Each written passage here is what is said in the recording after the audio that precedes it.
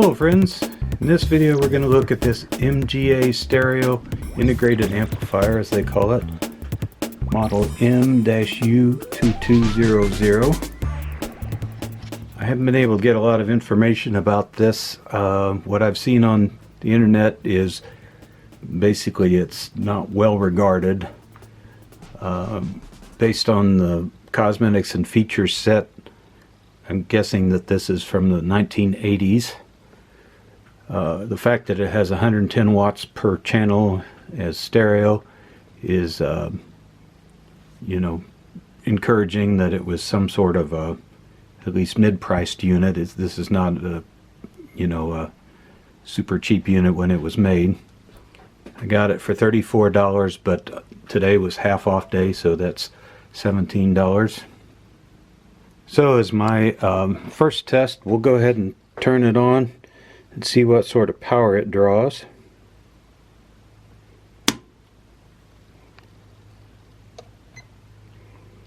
Okay, 1.9 watts as it is. Now that's plugged in but apparently turned off. I'm going to turn it on now.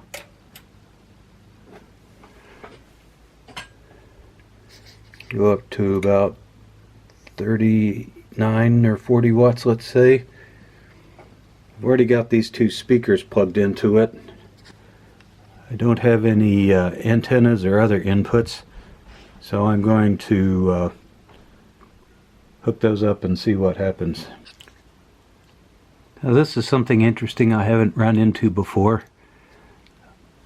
Usually it's easy to test these on at least a nominal basis by putting in an AM or FM antenna. In this case it doesn't seem to have anything like that. It's got something here called audio control bus. These other things are RCA type functional inputs and outputs. I guess they show these four as inputs: phono, CD, tuner, and video, and then play and record for tape. So I'm guessing that this came with some sort of a receiver unit that's separate, and this is primarily an amplifier. The fact that it has tuner inputs is a pretty good tell on that. So now that I know that about it, I'm going to have to feed this with a line level input of some kind. Essentially with this unit, since it's only an amplifier, the tuner input is just another line level input that's interchangeable with these others, more or less, except for phono is always a special category that includes a phono preamp. So I'm going to come up with some other audio source for this. Here's something I found the other day that's kind of goofy that I've already made a video about. This is a stereo 8-track recorder, or as they call it in Taiwan, record. And I used this 8-track, which is the only one I've got, to demo it with. YouTube didn't get on me for that music, so we'll try it out here. Got it connected to the tape input on the back of this. So let's see if we get any music come out, or whatever is on this tape. It's interesting, it's staying at minimum volume. Oh, we'll keep going. Might not have the speaker selected. Better turn that down in case.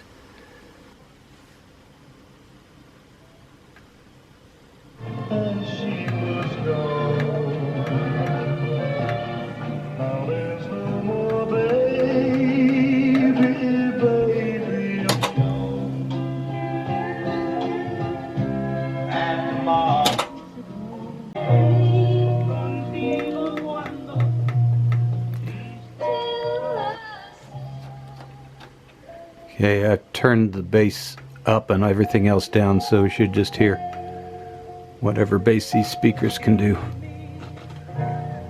So I hear this. So hear that crackling. Probably need to spray these out with some cleaner. We'll go to high frequency since these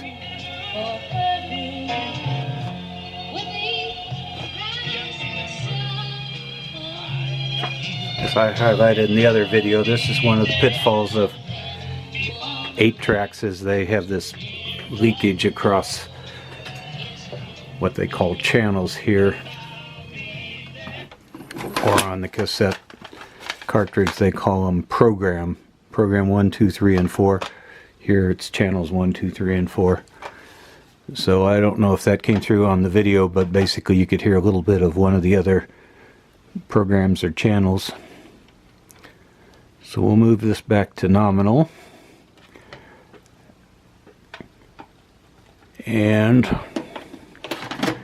let's see. Oh, and by the way, if YouTube gets on me about the copyright on this, you might hear some of this go blank. So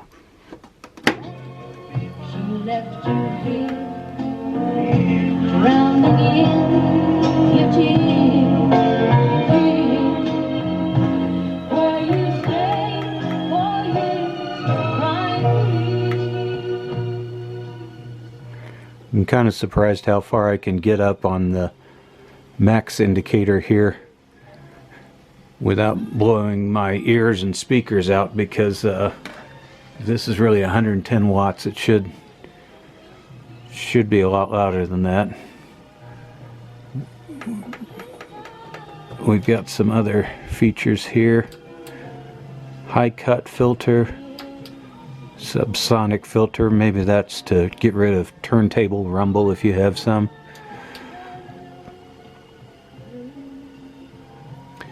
So without checking out every feature of this, I'm going to say that it works. I popped the lid on this. We're going to take a look inside. The most obvious thing here is this large power supply transformer.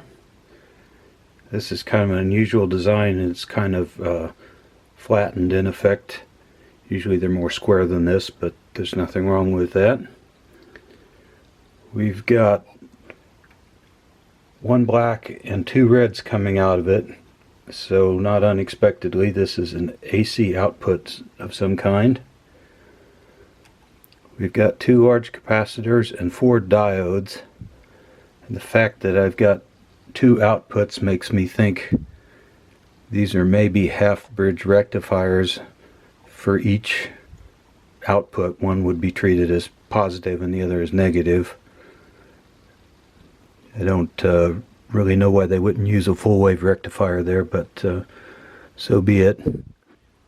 One thing we'll look at while I've got the lid open is we'll look at the power supply voltages. I've got the other side of this voltmeter hooked up to ground, this black wire coming out of the transformer. So this is one of the reds, giving me an AC voltage of 36.5. The other one 36.5, so plus and minus 36. Now assuming, let's see, we're going to go to DC, minus 46 at this point, minus 46 at this point. So I'm guessing we've got plus 46 here and plus 46 here.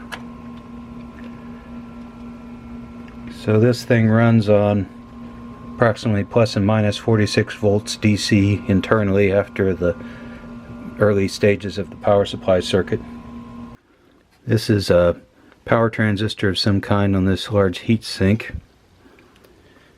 Then we get to the star of our show, which is the amplifier.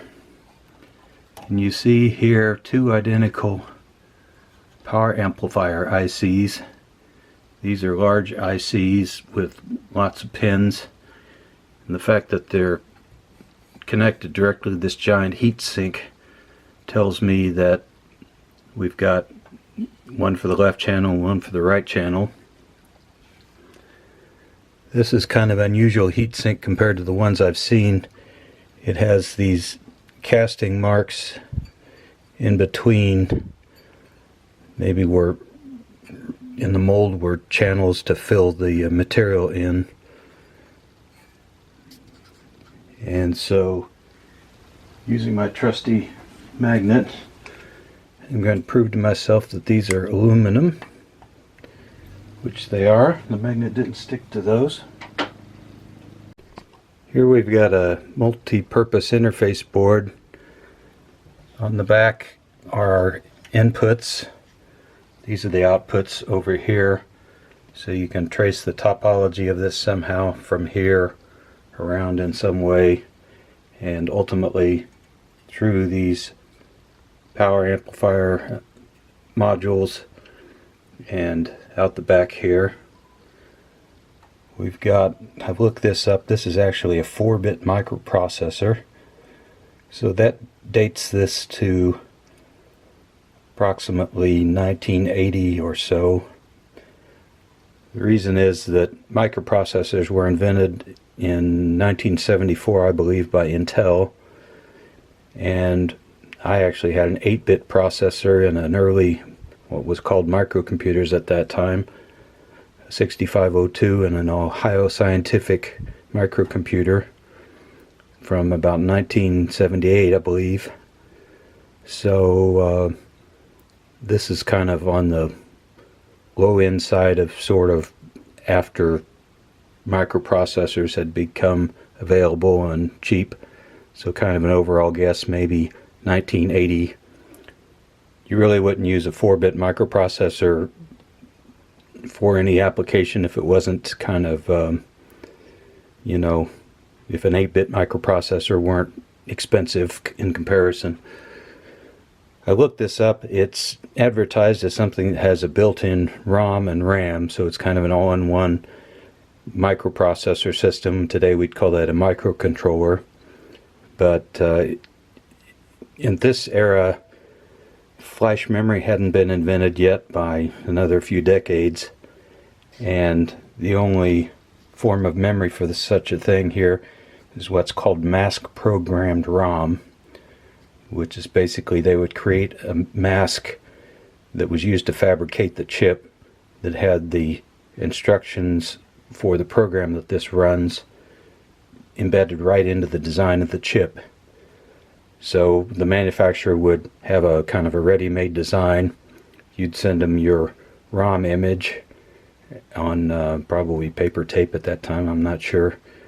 They'd update their masks accordingly, and they'd make you a microprocessor that had your instructions literally bolted right into the design of the chip. So as microprocessor designs go, this one's probably fairly simple. We've just got a few buttons to deal with here. Things over on this side are passive controls. These are literal switches.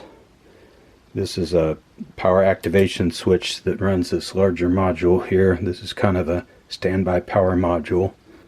The fact that this has standby power kind of suggests to me it had a remote control, although I'm not seeing any evidence of, oh, here it is, remote sensor it says. So that's probably where you pointed the remote control. I've looked up these chips. These are audio mux chips. So you can see topologically what's going on here is we've got some isolation resistors of some kind, audio mux chips, and somehow this eventually turns into a single audio signal, or a single stereo pair, that is. Maybe over here this might be a dual op amp or something. I haven't looked that up, but you know, probably have some sort of audio conditioning after the switches here.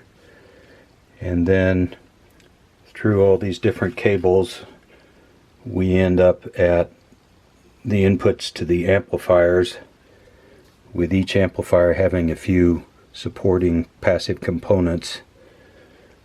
Now, one thing I noticed here that's kind of suspicious, these round capacitors have this kind of nasty black circle around the bottom, which makes me think they might have leaked, although that could have been some sort of adhesive that was used.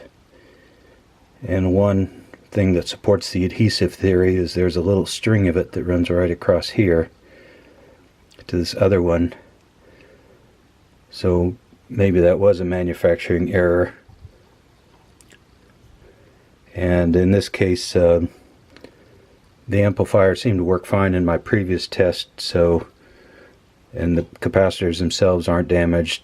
These are designed to kind of blow out the top if they get under too much stress. So it doesn't seem likely that they would have leaked at the bottom, but I'm no expert on capacitor problems. I just have kind of a basic knowledge. I learned what integrated means, which is these big integrated circuits. Normally you'd have individual transistor pairs.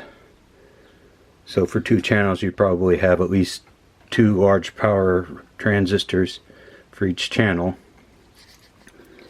But this as an integrated design not only includes that, but may include some sort of, you know, feedback or signal conditioning of some kind. Now, as another point, I don't really know how this little equalizer works here. In practice, it's probably some sort of simple op-amp type circuit behind the board here. So I've loosened the screws on this board, and we're going to go ahead and take that off and see what's behind it. It's kind of limited, I think, by these cables, which are going to limit our reach unless I take this entirely apart.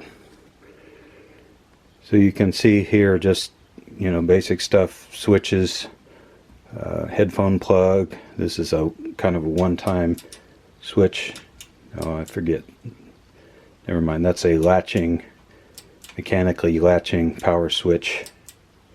Maybe I was wrong on this earlier. Maybe this isn't a standby power supply, but it's something that kind of runs this circuit board. We got this circuit board, which has, I haven't taken that off to see what's underneath it. One of the problems this has that I found in testing it earlier is that it has noisy sliders for the equalizer on the other side. So I guess I'll go ahead and be brave and pull that off and look at it. It may be that things fall out that I can't put back together again, or it may be that it's no big deal. In any case, I don't have a lot in this unit. It's not worth much, and so I don't have a whole lot to lose. I've pulled out all the screws on this. It's got a couple little plastic clips. So we're going to kind of gently pull that out. I don't know if the front knobs will come out gracefully or not. Okay. So to get to ultimately these equalizer sliders are what's the problem. So I think that's going to be enough to be able to spray some cleaner in here kind of from the side and hope it's good. You can see more conditioning circuitry on here that goes with equalizer, miscellaneous capacitors. These green capacitors, I believe, are special audio capacitors. These are just little LEDs here with micro switches underneath to tell you what function is going on. Maybe, I'm not sure what these ICs are without looking them up. They may be some sort of simple logic ICs that are, or interface ICs that are run by the microprocessor board. Maybe they drive the LEDs or something. And here's the back side of the switches, which are just little loose plastic things that are kind of flexible that push on these micro switches down below. Kind of a standard type thing. Having taken these 4 screws out, I was able to relieve the equalizer sliders, so that's going to be pretty easy to just spray the cleaner in there. Here's my can of ancient Radio Shack brand cleaner that I bought years ago. Radio Shack is no more, but there's plenty of other cleaner products for electronics. If you get something that's specifically designed for electronics, I think they're more or less interchangeable, although somebody might have a brand preference. But let's just spray that in. Whoops. Gosh, this is more crazy than I thought. Okay, run those up and down to work it in.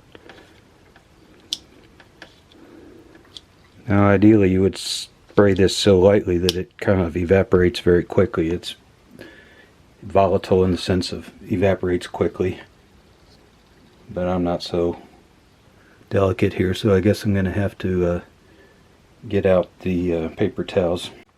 Here it is after I wiped away the excess. There's still a lot down in there, but that'll just evaporate at some point, so I'm not too worried about that. I'm going to reverse the process and put this thing back together again, and we'll see if it still works.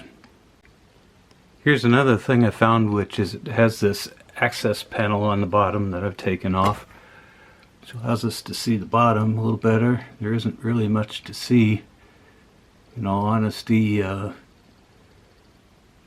of makes you wonder why they put this in there to begin with, unless it was some sort of a construction technique as far as assembling it in the factory goes. It would make it easier to pull these components without having to lift the whole board, but since this is a reasonably low-end unit, you kind of don't really expect it to be designed to be easy to service. So that's kind of a mystery, but you know, I'm sure they had their reasons. Here's something interesting about the access panel. You can see here that it was stamped out of the original piece of metal at the bottom, but then for assembly purposes they've shifted it over a little bit, and I'm not quite sure why they'd go to all that trouble unless it's mechanically stronger to do it that way for some reason. But I really don't see why it wouldn't just kind of work just as well in its original position, with maybe some different screw hole placements, of course. So, who knows? I got the front cover put on. I made the mistake of leaving the button out, so I had to do that twice, but that's usual. So we'll turn on our power. I've got it plugged in and connected to my usual Iowa thrift store test speakers. It's going through this isolation transformer that I made. 1.5 watts. Turn it on. Hear a nice click. About the 30-watt level. Lights and things. Power indicator. So far so good. So that's enough of a sign that I'm going to chance plugging my phone in as an audio source. Here's something from one of my favorite no copyright artists, the Mini Vandals, The Queen Will See You. I don't have any idea what this is, except for the title. Go to the one I'm plugged into. May need to turn the phone up. May need to turn the unit up. May need to turn on the speakers. There we go. Turn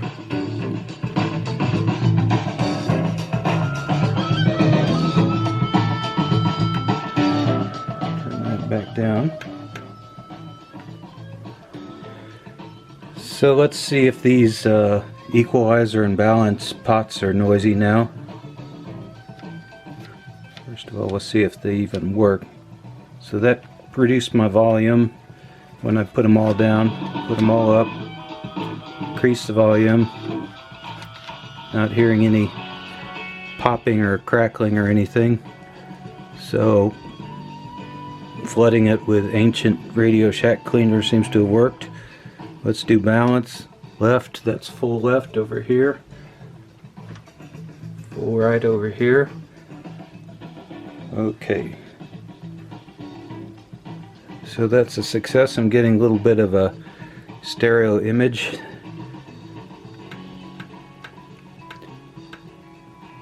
So everything seems to be working pretty good. It's always a success when I take something apart and am able to put it back together, and it's better than it started. Okay, well at that I think we'll stop on our MGA stereo integrated amplifier M-U2200. Hope you've enjoyed the video. If so, please consider subscribing and giving me a like and thumbs up. hit that notification bell. You know the drill. Thanks for watching, and bye-bye.